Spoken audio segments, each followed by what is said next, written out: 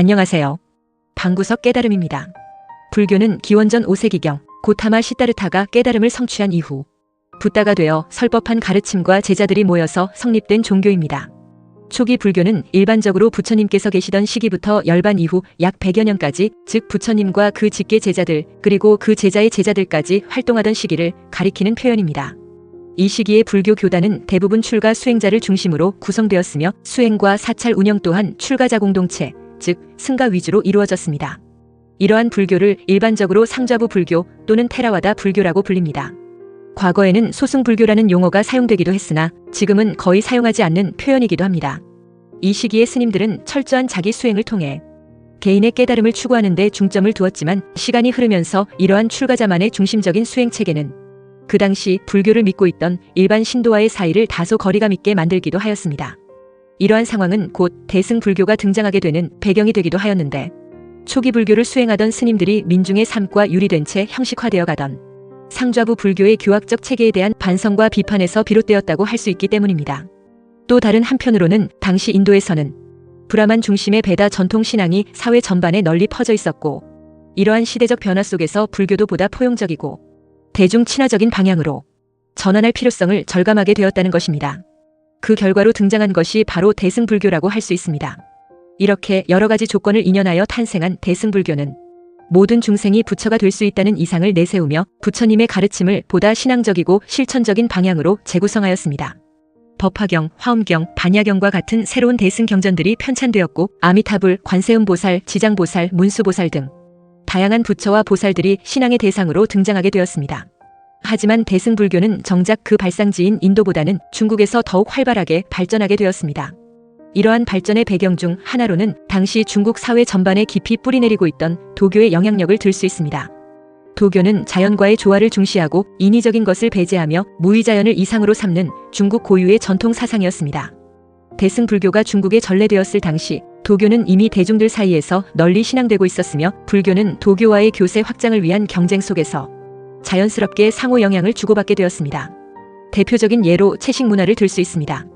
초기 불교에서는 부처님께서 육식을 전면적으로 금하지는 않으셨기에 삼정육이라 하여 직접 보지 않고 듣지 않고 의심되지 않는 고기에 한해 탁발시 거절하지 않고 수용하는 것이 가능하다고 여겨졌습니다.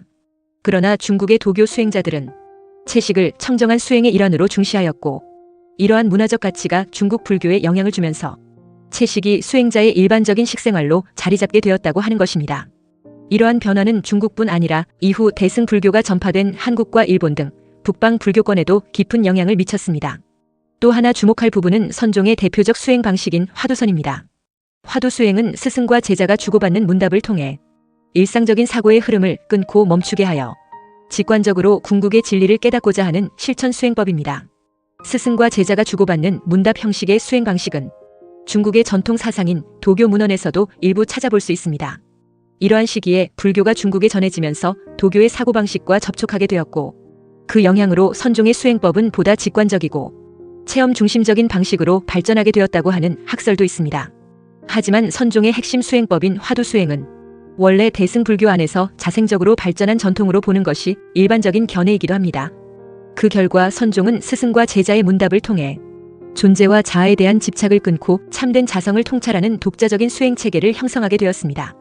이러한 선종의 수행법은 중국을 거쳐 한국과 일본으로 전해졌으며, 그 나라의 고유한 문화와 전통이 더해져 다양한 종파로 발전하게 되었습니다.